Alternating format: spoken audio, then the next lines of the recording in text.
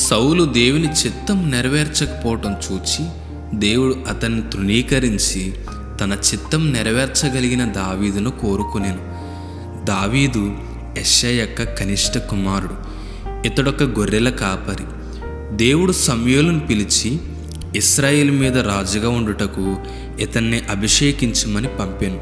గనుక సమూయేలు యెష్షయి ఇంటికి వెళ్ళగా అతడు యోవాబును చూచి నిజముగా యెహోవా అభిషేకించువాడితడే అనుకొనెను. కానీ యెహోవా అతని రూపమును ఎత్తును లక్ష్య పెట్టకుము, మనుషులు లక్ష్యపెట్టు వాటిని యెహోవా లక్ష్య పెట్టాడు అని చెప్పి అతని 7 కుమారులను కోరుకొనలేదని. చివరగా గొర్రెలను కాయచున్న దావీదును పిలువనంపగా, నేను కోరుకున్న వాడితడే, నీవు లేచి వాణ్ణి అభిషేకించమని దేవుడు చెప్పగా సమూయేలు ఈ రీతిగా చేశాను. ఈ చిన్న దావీదు చిన్న వయసులో నుండియే బహుశ్రేష్టమైన బుద్ధి గలవాడే దేవుని నామమును మహింపరచినట్లుగా జీవిస్తూ 6 మూరెల జానడు ఎత్తుగల గొలియాతును యెహోవా నామములో ఒక్క దెబ్బతో పడగొట్టాను. తద్వారా అతడు రాజైన సౌలుకు అల్లుడాయను. అంతేగాక ముందుగానే రాజుగా ఉండుటకు సమూయేలు చేత అభిషేకించబడాను.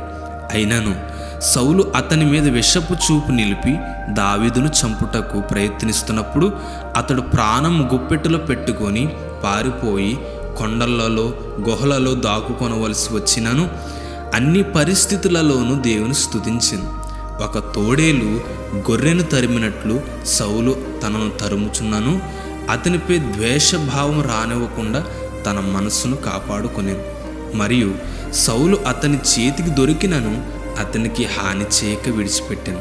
అంతేగాక అతని అంగీని కోసినందుకు దుఃఖపడాను. సౌలుపై తిరగబడి అతనిని అంతము చేయుటకు అవకాశమునను దేవుని చేత అభిషేకం పొందిన వానిని నేను ఏమి చేయను అని తను తాను తగ్గించుకొనెను. అలాగూ దావీదు ఇంచుమించు 20 సంవత్సరములు అడవులలో గుహలలో తలదాచుకొనుచు తన హృదయమును మనసాక్షిని శుద్ధిగా కాపాడుకొనుచుండెను. దేవుడు దావీదును రాజుగా ఉండుటకు ఎన్నుకున్నప్పటికీ అతడు సింహాసమును అధిష్ఠించుటకు దేవుని సమయం కొరకు కనిపెట్టవలసి వచ్చింది. ఎంతో కాలము దేవుడు అతని శోధించి బలపరిచి సిద్ధపరిచిన తర్వాతనే సింహాసమును ఇచ్చింది. ఈ రోజులలో కొందరు దేవుని నమ్మిన వెంటనే అద్భుతంగా హెచ్చింపబడాలని, రక్షింపబడాలని, వెంటనే గొప్ప వ్యక్తి అవ్వాలని, దేవుని సేవకు సమర్పించుకున్న వెంటనే గొప్ప బోధకులవ్వాలని కోరుకోవడం ఎంత అజ్ఞానం! దేవుడు తగిన సమయమందు మనలను హెచ్చించినట్లు ఆయన బలిష్టమైన చేతి కింద దీన మనస్కులై ఉండుట మనము నేర్చుకోవాలి. క్రీస్తునందు మనలను పిలిచిన సర్వకృపానిధియగు దేవుడు కొంచెము కాలము శ్రమపడిన పిమ్మట తానే మనలను పనిపోర్లుగా చేసి మనలను బలపరచును అని గుర్తించాలి. దావీదు దేవుని చేత హెచ్చింపబడి సౌలు మరణం తర్వాత రాజై చుట్టుపక్కల ఉన్న శత్రువులందరినీ జయించాను. దేవుని చేత దీవించబడిన వాడే స్థిరపడెను. అయితే ఒకసారి రాజులు యుద్ధమునకు పోవు సమయమందు యుద్ధమునకు వెళ్ళక దురాభిమానముతో సోమరితనముతో నిద్ర నుండి లేచి మిద్దెపై తిరుగుచు స్నానం చేయుచున్న పొరుగువాని భార్య అయిన బెత్షెబాను చూచి ఇచ్చకు చోటిచ్చి హీనాతిహీనమైన పాపమునకు గురి ఆయను. వ్యభిచరింపకూడదు అన్న ఆజ్ఞను కూడా మీరుటకు వెనుకాడక బెత్షెబా భర్త అయిన ఉరియాను చంపించాను. దీనిని బట్టి మనం రక్షింపబడి పరిశుద్ధులమైనను శోధనలో పడు అవకాశం ఉందని గుర్తించుకోవాలి. తాను నిల్చుచున్నాడని తలంచుకున్నవాడు పడకుండానట్లు జాగ్రత్తగా చూచుకొనవలెను అని బైబిల్ హెచ్చరిస్తున్నది. దావీదుపై కృప చూపించిన దేవుడు నాతాను పంపి దావీదు పాపమును ఖండించాను. అప్పుడు దావీదు లోతుగా పశ్చాత్తాపడి కన్నీటితో తన పాపములను ఒప్పుకొనెను. ఆ సందర్భంలోనే దావీదు చేసిన ప్రార్థనను 51వ కీర్తనలో మనం చూడగలము. దావీదు పాపములు క్షమింపబడెను కానీ అతడు తన ప్రతిఫలమును పొందవలసి వచ్చింది. రక్షింపబడిన తరువాత మనం పాపం చేసిన ఎడల పశ్చాత్తాపడినచో క్షమాపణ పొందుదుము కానీ దాని ప్రతిఫలంగా దాని పర్యవసానం అనుభవించక తప్పదు. నీలో ఉన్న వెలుగు చీకటి అయితే ఆ చీకటి ఎంతో భయంకరము అని దేవుని వాక్యం చెప్పుచున్నది. రక్షింపబడిన వాడు పాపం వల్ల పడితే అతని పాపం మీద దేవుని శిక్ష తెచ్చును. దావీదు పాపం వల్ల కలిగిన నష్టములను మనం చూద్దాం. మొదటిగా, నీ ఇంటి వారికి సదాకాలం యుద్ధం కలుగును, నీ ఇంటి వారి మూలముగా నీకు అపాయం పుట్టింతును అని నాతాను దావీదుకు చెప్పాను. రెండవదిగా, నీ పాపము దేవుడిచ్చిన రక్షణానందం పోగొట్టును. అందుకే దావీదు నీ రక్షణానందం నాకు మరలా పుట్టించమని ప్రార్థన చేస్తాడు.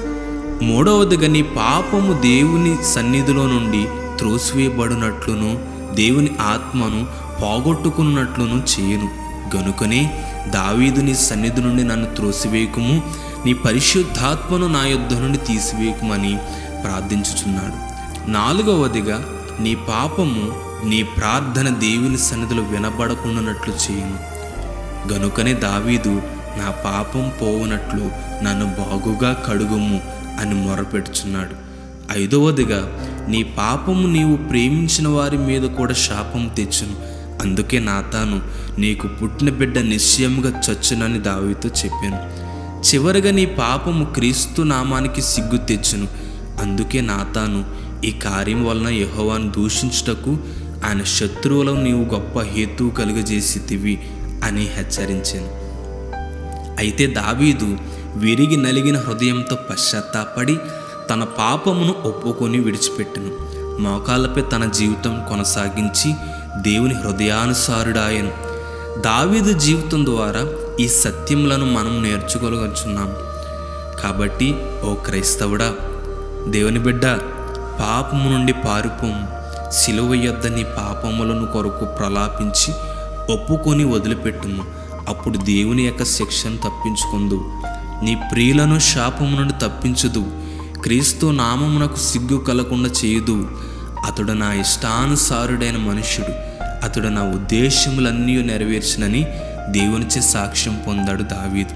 తన మరణ సమయంలో లోకులందరూ పోవలసిన మార్గములో నేను పోవచ్చున్నాను. కాబట్టి నీవు ధైర్యం తెచ్చుకొని నిబ్బరము కలిగి ఉండుమని సొలొమోను నాకు రాజ్యం అప్పగించి మరణించాను. దావీదు దేవుని మందిరమును ఎంతో ప్రేమించి, యెహోవాకు నేను ఒక స్థలమును చూచు వరకు నా స్థానమైన గుడారంలో నేను ప్రవేశింపను. నేను పరుండు మంచము మీదకెక్కను. నా కనులకు నిద్ర రానియను, నా కనురెప్పలకు కునికిపాటు రానియను. దేవుని మందిరం కట్టవాలని ఎంతో అభిలాష కలిగి ఉండను గాని రక్తము చిందించిన నీ చేతులతో నా ఆలయము కట్టుట నీ చేత కాదు అని ప్రభు చెప్పాను. నేను నీ సంతతిని స్థిరపరిచినప్పుడు నీ కుమారుడైన సొలొమోను నాకు మందిరమును కట్టించునని చెప్పినప్పటికీ దావీదు బహుగా ప్రయాసపడి మందిరం కొరకు బంగారము, వెండి, ఇత్తడి, ఇనుము, పలు విధములైన వెలగల రాళ్ళు, రత్నములు సిద్ధపరిచాను. తాను దేవుని మందిరం కొరకు ప్రోగు చేసినది కాక దేవుని మందిరంపై అతను కలిగి ఉన్న మక్కువ చేత తన స్వంత బంగారమును, వెండిని కూడా ఇచ్చాను. అతడు శత్రువులను జయించి మందసపు పెట్టెను యెరూషలేమునకు తెచ్చినప్పుడు ఆనందంతో నాట్యమాడాను. తన జీవిత కాలమంతా విరిగి నలిగిన హృదయాన్ని కాపాడుకుంటూ ఆయన ఆలయంలో ఉండుటకు, ఆయన ప్రసన్నతను చూచి ఆయనను ఆరాధించుటకు ఇష్టపడాను.